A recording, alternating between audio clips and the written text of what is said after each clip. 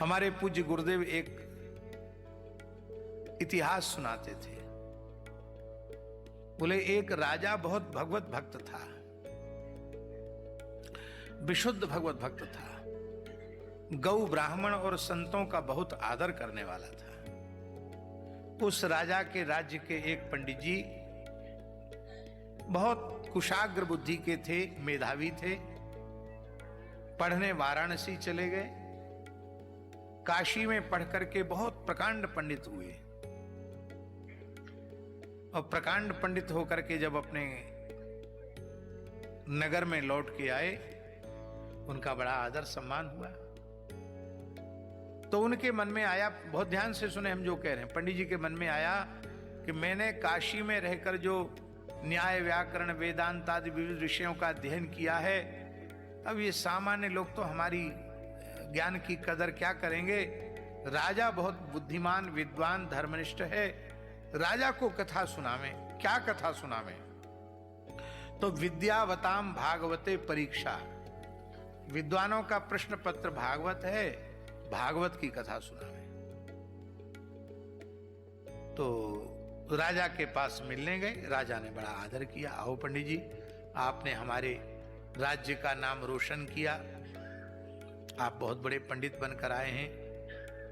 कहा महाराज, हमारी भी एक इच्छा है कि हम इतना प्रखर पांडित्य प्राप्त करके लौटे हैं, तो हम आपको भागवत जी की कथा सुनावें, आप कथा सुने।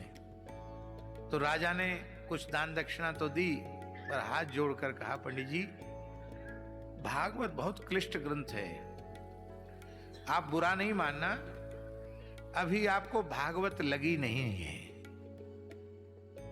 आप कृपा करके 1 वर्ष और भागवत लगा के काशी में आवे। तो पंडित जी चले गए, कोई बात नहीं, 1 वर्ष और काशी वास का अवसर मिलेगा। फिर साल भर भागवत पढ़े, फिर आए। राजा बोला अभी भी नहीं लगी है भागवत, फिर मेरी प्रार्थना है 1 वर्ष फिर चले जाओ। फिर चले गए। अब की बार सोचे, पढ़ने में तो सब टीका वीका सब खंगाल डाली, अब पढ़ाएंगे। तो पढ़ाया लोगों को, खूब विद्वान तो थे ही। तो बोले अब तो हमने केवल पढ़ा नहीं, पढ़ाया भी है, पढ़ाने से विषय लग जाता है। तो राजा ने कहा महाराज क्षमा करना, अभी भी आपको भागवत लगी नहीं है, मेरी प्रार्थना 1 बार और भागवत ठीक से आप लगाइए, आपको लग जाएगी तब हम सुनेंगे आपसे। जिसको भागवत लगी ही नहीं उससे क्या सुनना।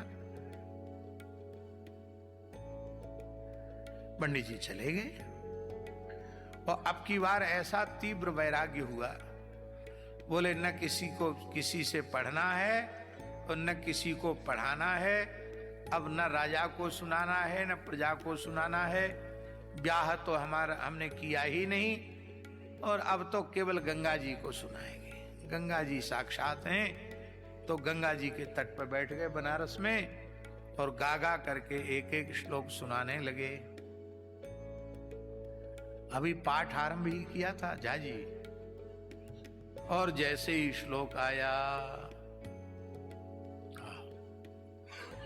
चीराणि किं पथि न सन्ति दिशन्ति भिक्षां नैवाङ्घ्रिपाः परिभृतो सरितोऽप्यश्वस्यन् रुद्धा गुहा किमजितो वतिनोपसन्नान् कस्मात् भजन्ति कवयो धन दुर्मदान्धान्। क्या फटे पुराने कपड़े नहीं मिलते? उनको गंगा जमुना में धो करके उनको सिल करके गुदड़ी बना लो, उससे अपना गुजारा कर लो। क्या इन वृक्षों ने भिक्षा देनी बंद कर दी है? सरितोप्य सुस्यन, क्या नदियों का जल सूख गया है? क्या गुफाओं के द्वार बंद हो गए हैं? फिर धनी मानी लोगों को के मुखापेक्षी ये पंडित क्यों होते हैं? भगवान के भजन में क्यों नहीं लगते? महाराज जी न जाने कितनी बार इस श्लोक का पाठ किया था, लेकिन आज भगवत कृपा से श्लोक लग गया, भागवत का एक श्लोक लग गया और उन्होंने तत्काल निर्णय कर लिया, अब तो जीवन भर भागवत गंगा जी को ही सुनानी है, पैसा छूना नहीं, अयाची वृत्ति से रहना है। पर्णकुटी गंगा किनारे बना ली, उसी में रहकर अपना भागवत सुनाने लगे। राजा ने कहा पंडित जी के घर में जाकर पता करो, पंडित जी को 1-2 साल हो गए लौट के नहीं आए। घर वालों ने कहा न लौट के आए न कोई संदेश आया। तो राजा ने दूत भेजा अपना, दूत ने आकर समाचार दिया कि अब तो वो किसी की ओर देखते ही नहीं है, न किसी की सुनते हैं न किसी की ओर देखते हैं, केवल और केवल भागवत के श्लोकों का पाठ करते हैं और रोते रहते हैं। हमने भी कहा कि हम अमुक जगह से आए, लेकिन उन्होंने हमारी तरफ न देखा न सुना। इतना सुनते ही राजा के नेत्रों से आंसू बहने लगे। लगता है भागवत जी अब पंडित जी को लग गई है, और जब भागवत जी लग गई तो अब हमें जिसको भागवत लग गई हो उससे भागवत सुननी चाहिए।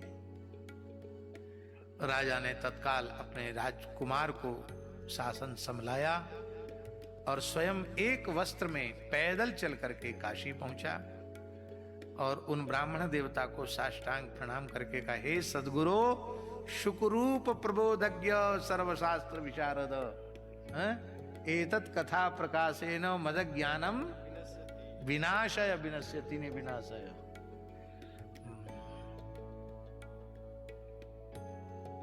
और पंडित जी ने कहा अब किसी राजा को कथा सुनाने की आवश्यकता नहीं रही। बोले अब मैं राजा बनकर नहीं आया हूं, अब मैं जिज्ञासु बनकर आया हूं। तब पंडित जी ने ध्यान, अरे ये तो वही राजा हैं जिनकी कृपा से हमको भागवत जी लगी है।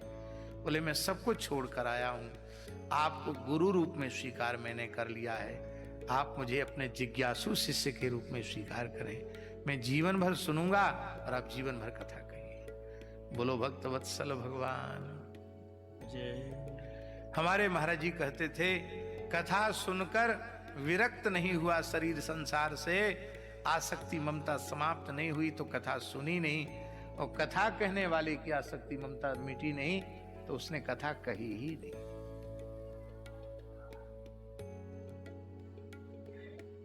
हमारे महाराज जी बनारस में पढ़ते थे, पूज्य सदगुरुदेव श्री भक्तमाली जी महाराज। सन 1943 में शास्त्री की पढ़ाई उन्होंने संपन्न कर ली थी 1943 में, और परीक्षावकाश का समय था। और उस समय एक पंडित श्री नृसिंह दत्त द्विवेदी नाम के विद्वान थे, कुछ अपने मित्रों के साथ उनके पास पढ़ने के लिए भागवत जी गए और महात्म्य ही पढ़ाना आरंभ किया उन्होंने। अब उसमें जब ये बात आ गई, न चेन्द्रस्य सुखम किंचन न सुखम चक्रवर्तिनः सुखमस्ति विरक्तस्य मुनेरेकांत जीविनः असारा खलु संसारो दुख रूपी विमोहकः सुतः कस्य धनम कस्य स्नेहवान ज्वलिते निशम देहेश्च मांस रुद्रे विमितम तेजत्वम इत्यादि। ये जैसे ही प्रकरण आया, बस इसको सुनते ही महाराज जी को पूर्ण वैराग्य हो गया। तो महाराज जी के एक मित्र थे सहपाठी, उन्होंने भी भागवत लगाई, वो भागवत की अच्छी कथा कहते थे। उनका नाम था पंडित श्री मिश्र, एकाक्षर नाम था, श्री नाम था, पंडित श्री मिश्र। तो महाराज जी के स्मृति ग्रंथ में उनका भी लेख है। तो उन्होंने कहा हम दोनों ने साथ साथ भागवत पढ़ना आरंभ किया था, पर जीवन भर कथा कहने के बाद भी मुझे भागवत नहीं लगी। पर महाराज जी को केवल महात्म्य के 2-4 श्लोक सुनने के बाद ही भागवत लग गई। ये है भागवत का लगना। बोलो भक्तवत्सल भगवान की। फिर हम वही बात कहें कि भागवत तब तक लगने वाली नहीं है जब तक आप इसे मनोरंजन का साधन बनाकर रखेंगे। ये मनोरंजन का साधन नहीं है, ये आत्मरंजन का साधन है। इससे आत्मरंजन कीजिए।